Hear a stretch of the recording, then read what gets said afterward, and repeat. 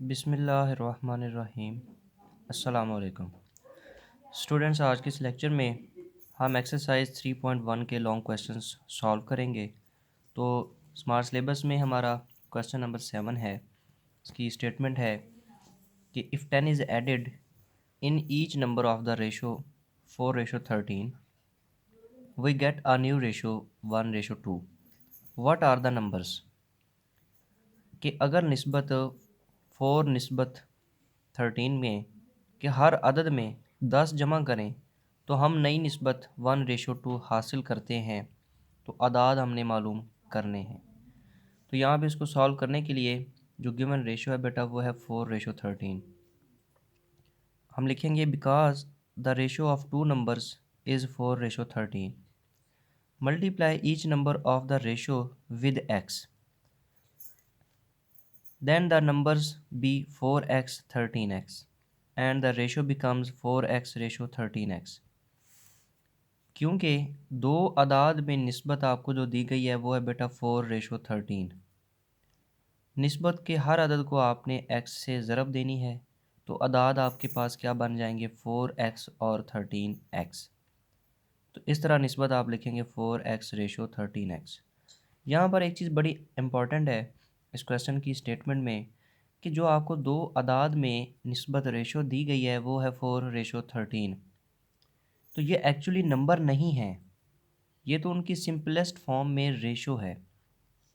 तो इसलिए हमने उनको x के साथ मल्टीप्लाई किया ताकि ये फ़र्ज़ कर लिया ये हैं दो रिक्वायर्ड नंबर्स। अब अकॉर्डिंग टू गिवन कंडीशन, दी हुई शर्त के मुताबिक कि उसने कहा if 10 is added in each number of the ratio this. तो अब आपने ये दो नंबर आपके पास जो रेशो वाले बन गए 4x और 13x, हर रकम में हर नंबर में जमा क्या करना है 10। तो 4x में भी 10 ऐड किया, 13x में भी 10 ऐड किया and we get a new ratio 1:2।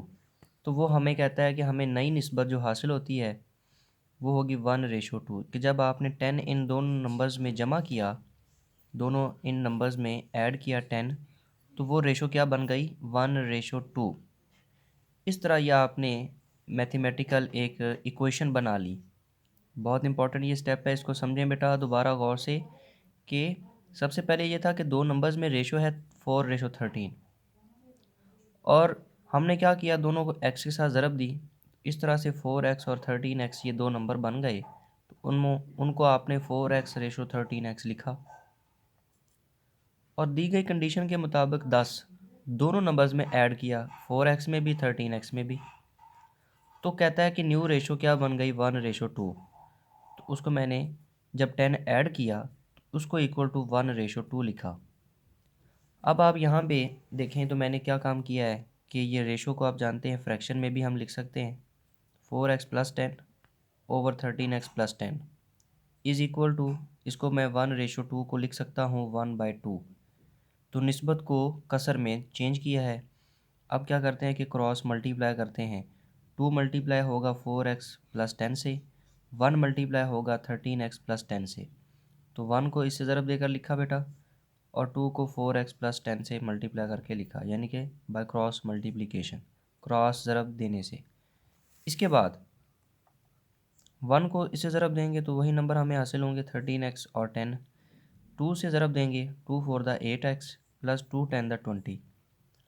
तो हम क्या करते हैं x वाले टर्म्स को एक जानब इकट्ठा करते हैं। इधर है 13x तो राइट हैंड साइड में है 8x और वो पॉजिटिव है, अलामत नहीं लिखी तो इसका मतलब पॉजिटिव है। लेफ़्ट हैंड साइड में लाएं तो -8x। ये 10 नंबर जो कांस्टेंट है इसको राइट हैंड साइड में ले जाएं तो ये 10 उधर जाकर होगा माइनस, और इधर 20 पहले से लिखा हुआ है पॉजिटिव है वो वैसे लिखेंगे आप। 20 में से 10 माइनस किए 10 रह जाएंगे। 13 में से 8 माइनस करें तो 5 रह जाएंगे। तो 13x में से 8x माइनस करने से 5x रह जाएगा। हमने x मालूम करना है तो 5 ज़रब हो रहा है, राइट हैंड साइड में ले जाएं तो 10 के नीचे जाके डिवाइड होगा। तो 10 को 5 पर डिवाइड करें तो आपको आंसर मिल गया 2। इस तरह x की कीमत हमारे पास क्या आ गई है 2। बस मतलूबा अदाद मुंदरजा झैल हैं, यानी कि रिक्वायर्ड नंबर जो हैं वो क्या होंगे। हमने जब x के साथ हर रेशो के नंबर को ज़रब दी थी तो एक नंबर बन गया था 4x, दूसरा नंबर बन गया था 13x। तो पहला नंबर 4x, x की कीमत आपने अभी फाइंड की है 2, तो इस x की जगह पे 2 लगाएं, 4 टू द 8, तो पहला नंबर आपका 8 हासिल हुआ।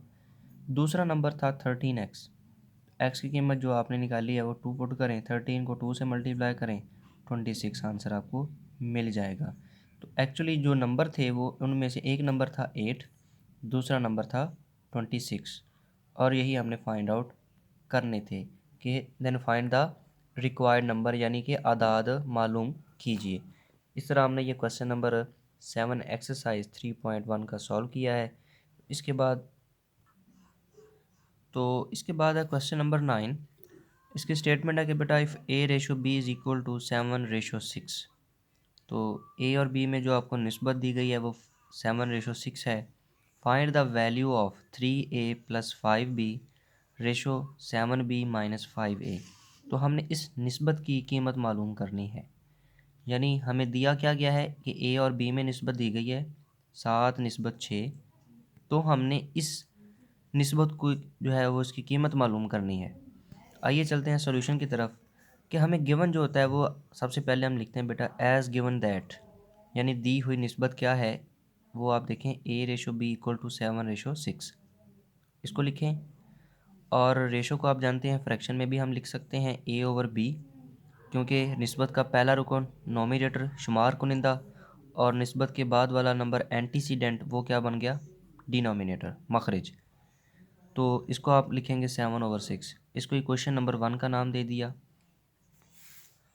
अब देखें कि हमने इस निस्बत की कीमत मालूम करनी है, वो मैंने लिखी है 3a plus 5b ratio 7b minus 5a। तो मैंने इस निस्बत को भी बटे में लिखा, तो निस्बत से पहले जो रकम है वो ऊपर शुमार कुनिंदा और निस्बत के बाद वाली रकम मखरज बन गई। अब मैंने क्या काम किया बेटा कि देखें ऊपर शुमार कुनिंदा और मखरज दोनों को b से डिवाइड कर दिया। देख सकते हैं 3a प्लस 5b, इसके नीचे b से डिवाइड, और ये जो डिनोमिनेटर है 7b माइनस 5a इसको भी b से divide. So in fact actually ये b इस b से जब कैंसिल होगा तो ऊपर वाली रकम ऊपर रह जाएगी और ये नीचे वाली नीचे ही रह जाएगी, तो हमें वही रकम हासिल होगी। तो मैंने क्या काम किया है, dividing nominator and denominator by b, यानी शुमार कुनिंदा और मखरज को b से तकसीम करने से, ये मैंने अभी सिर्फ b से दोनों शुमार कुनिंदा और मखरज को लिखा है।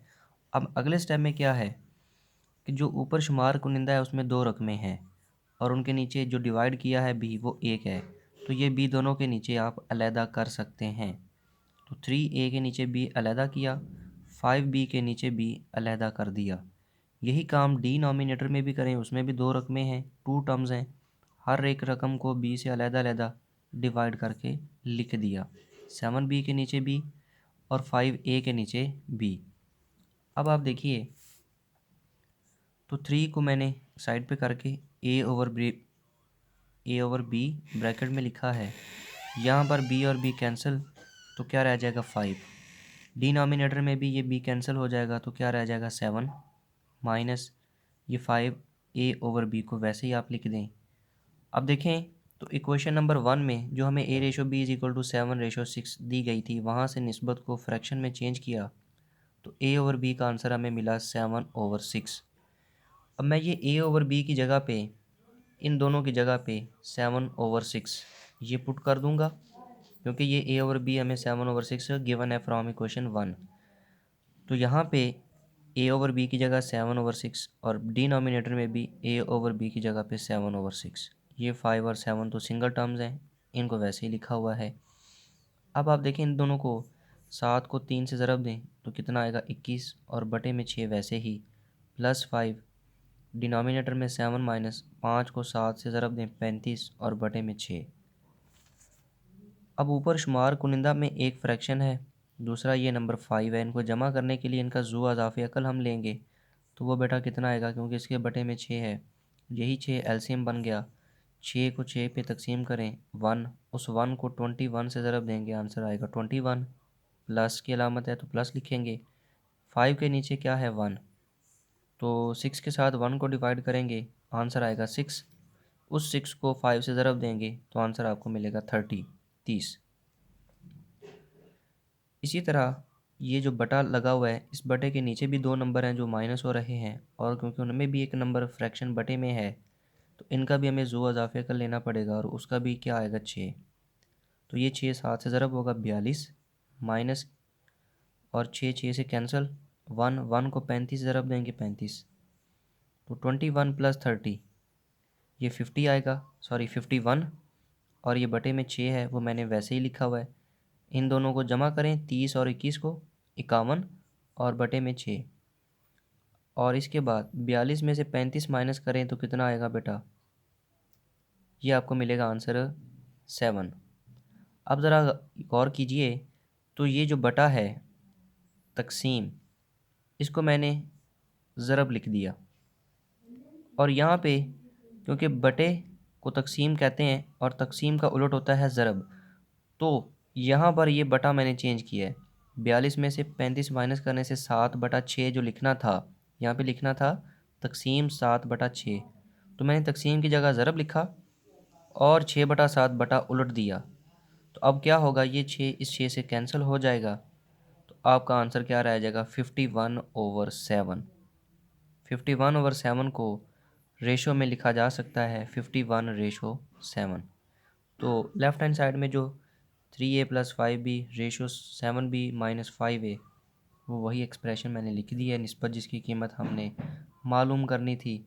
इस तरह इसका आंसर आ गया 51/7। इस स्टेप को बेटा गौर से समझ लें। ऊपर वाले दोनों नंबर जमा करें 30 और 21, तो 51 और बटे में 6। जब हमने तकसीम करके ये बटे को आप तकसीम करके ये माइनस करते हैं तो 7/6 आना था। तकसीम की जगह मैंने ज़रब का अमल लिखा और बटे को उलट दिया, क्योंकि तकसीम का उलट ज़रब होता है, इसलिए 7/6 की बजाय 6/7 मैंने लिखना। तो लिखने से 6 से 6 कैंसिल, 51/7 रह जाएगा, जिसको रेशो में इस तरह हम लिख सकते हैं।